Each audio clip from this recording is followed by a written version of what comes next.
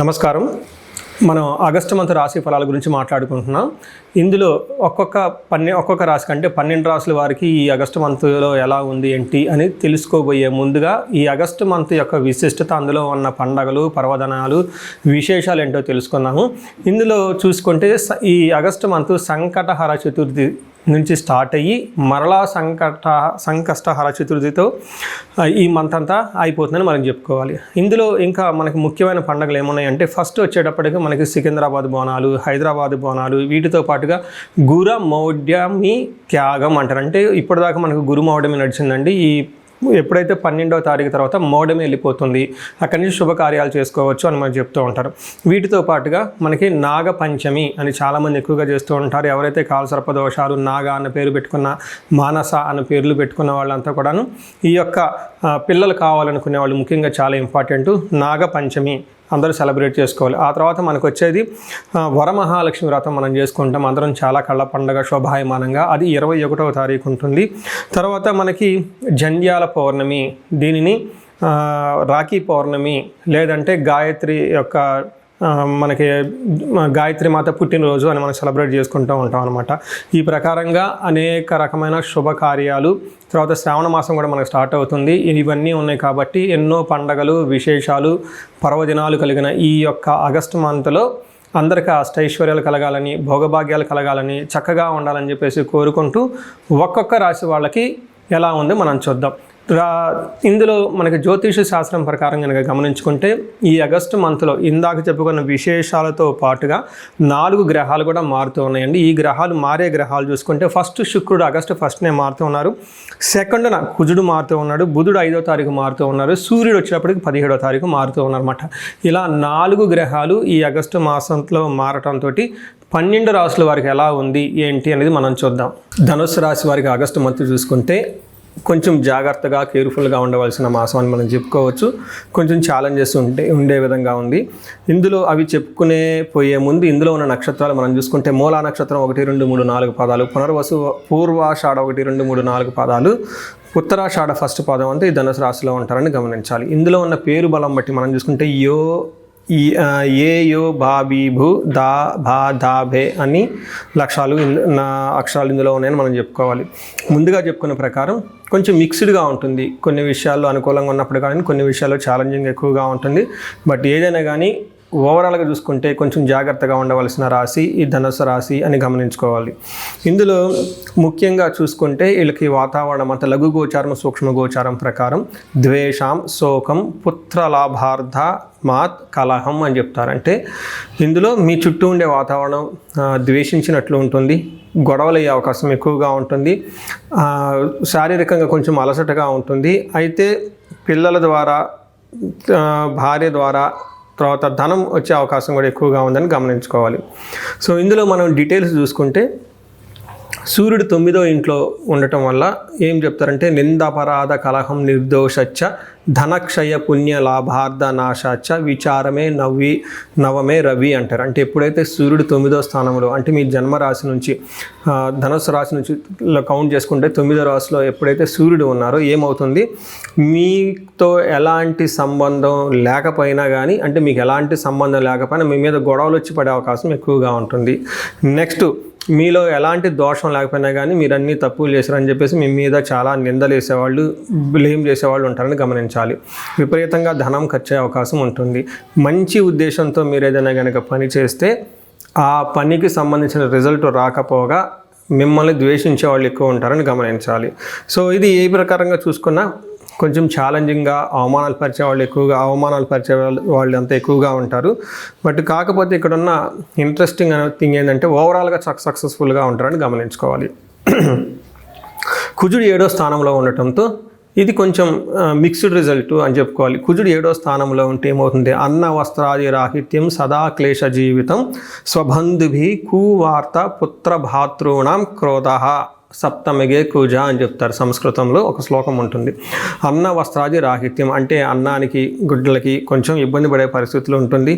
తర్వాత మానసికంగా కొంచెం టెన్షన్స్ ఉంటారు. స్వబంధుభి అంటే బంధువులతో గొడవలయ్యే అవకాశం ఎక్కువగా ఉంటుంది. కువార్త అంటే ఒక చెడు వార్త మిమ్మల్ని బాధ పెట్టే విధంగా ఉంటుంది. పుత్ర భాతృణాం క్రోధ పుత్రులతోటి అన్నదమ్ములతోటి గొడవలయ్యే అవకాశం ఎక్కువగా ఉంటుందని చెప్పుకోవచ్చు. అయితే ఇక్కడ కుజుడు ప్రొఫెషనల్ మ్యాటర్స్లో మంచి సక్సెస్ని గ్రోత్ని ఇస్తూ ఉంటాడు. చాలామందికి ప్రమోషన్స్ వచ్చే అవకాశం కూడా ఎక్కువగా ఉంటుందని గమనించుకోవాలి. అయితే కుజుడు ధనాన్ని కూడా కోల్పోయే విధంగా చేసే అవకాశం ఎక్కువగా ఉంటుంది. శుక్రుడు అగైన్ 10వ స్థానంలో ఉండి అంత అనుకూలమైన పొజిషన్లో అయితే లేడు. శుక్రుడు 10వ స్థానంలో ఉంటే ఇప్పటిదాకా మీకు సపోర్ట్ చేసిన వాళ్ళు, మీ మాటలకి మిమ్మల్ని ఒబీడియంట్గా మీ దగ్గర బిహేవ్ చేసేవాళ్ళు సింహంలాగా మళ్ళీ మీ కళ్ళే ఎదురు తిరిగి గాండ్రించే అవకాశం ఉంటుందని చెప్పేసి శాస్త్రంలో చెప్తూ ఉంటారు. దానిని ఏమని చెప్తారంటే వెకులం చైవ నిశ్చత్వం మర్ధానాశనం రిపోభయం స్త్రీ సౌఖ్యమాప్నోతి దశమే భృగునందనే అని చెప్తారు. అంటే వెకులం అంటే మానసికంగా ఎప్పుడు ఏదో ఒక దిగులుగా ఉండే అవకాశం ఎక్కువగా ఉంటుంది. నిస్సత్వం శారీరకంగా స్టామినా లేకుండా ఉంటారు. అర్ధనాశనం ధనం కోల్పోతూ ఉంటారు. రిపోభయం శత్రు భయం విపరీతంగా ఉంటుంది. వీటితో పాటు స్త్రీ సౌఖ్య హాని అంటే స్త్రీల ద్వారా కంఫర్టబుల్గా సపోర్ట్ చక్కగా ఉన్నవాళ్ళు మీకు వాళ్ళ ద్వారా ఇబ్బంది పెట్టకుండా ఆటంకాలు కలిగిస్తూ ఉంటారు. ఇన్ కేస్ లేడీస్ అయితే ఇప్పటిదాకా మీకు సపోర్టివ్గా ఉన్న జెంట్స్ ఎవరైనా ఉంటే వాళ్ళ నుంచి మీకు ప్రాబ్లమ్స్ వచ్చే అవకాశం ఎక్కువగా ఉంటుంది అని మీరు చెప్తూ ఉంటారు. అయితే ఇక్కడ శుక్రుడు అగైన్ మంచి కూడా చేసే అవకాశం ఎక్కువగా ఉంటుంది. మంచి ఎడ్యుకేషన్ బాగా చదువుకోవాలనుకునే వాళ్ళకి అనుకూలంగా ఉంటుంది. కొత్తగా వెహికల్ కొనుక్కునే వాళ్ళకి కూడా అనుకూలంగా ఉంటుందని గమనించాలి. అయితే ఇందులో పాటు మనం చూసుకుంటే బుధుడు వీరికి 8th హౌస్లో ఉండటంతో అగైన్ మనకి పిల్లల ద్వారా నెక్స్ట్ భార్య భర్తల లేకుంటే వీళ్ళ ద్వారా అన్యోన్యత కానివ్వండి ధన సంపాదన వచ్చే అవకాశం ఎక్కువగా ఉంటుందని గమనించాలి. ఇప్పటిదాకా మనం 4 గ్రహాలు ఏ విధంగా రిజల్ట్ ఉన్నాయో మనం చూసుకున్నాం. ఇప్పుడు నక్షత్రం ప్రకారం చూసుకుంటే మూల, పూర్వాషాఢ, ఉత్తరాషాఢ నక్షత్రాలు ఉంటుంది. ఇందులో మూల నక్షత్రం ప్రకారం చూసుకుంటే వీరికి రాజ్య లాభము ప్రమోషన్స్ వచ్చే అవకాశం ఎక్కువగా ఉంటుంది. కొంతమంది లాంగ్ ట్రావెల్ చేయాలి, ఫారిన్లో ఉండాలి, వెకేషన్ వెళ్ళాలి అనుకునే వాళ్ళకి బాగుంటుంది.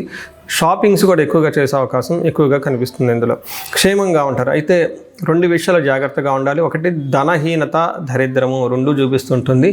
అంటే ఇక్కడ మీకు టయానికి సరిపడినంత ధనం ఉండదు. రెండోది ధనం లేకుండా ఇబ్బందులు కూడా పడే అవకాశం ఎక్కువగా ఉంటుంది. తర్వాత పూర్వాషాఢ నక్షత్రం చూస్తే వీరికి రాజ్యలాభం ఉంటుంది, వస్త్రలాభం, షాపింగ్స్ అంటే ఉంటుంది. వీరికి కూడా హెల్త్ కాంప్లికేషన్స్ ఎక్కువగా ధనానికి సంబంధించిన ప్రాబ్లమ్స్ ఎక్కువగా ఉండే అవకాశం ఉంటుంది. ఉత్తరాషాఢ నక్షత్రం వారికి వీళ్ళకి రాజ్యలాభం చూపిస్తుంది, వస్త్రలాభం చూపిస్తుంటుంది. కానీ అదే టైంకి ధనం కూడా ఇబ్బంది పడే అవకాశం బాగా కనిపిస్తుంది ఈ రాశి వాళ్ళకి. పూర్వాషాఢ, ఉత్తరాషాఢ నక్షత్రం వాళ్ళని గమనించుకుంటే ఇందులో పూర్వాషాఢ నక్షత్రం వాళ్ళకి చిన్న చిన్న గాయాలయ్యే అవకాశం ఎక్కువగా ఉంటుంది. ట్రావెల్ చేసేటప్పుడు కొంచెం జాగ్రత్తగా ట్రావెల్ చేసుకొని ఎక్కువగా స్ట్రైన్ అవ్వకుండా చాలా స్లోగా నిదానంగా ట్రావెల్ చేస్తే చాలా బాగుంటుంది.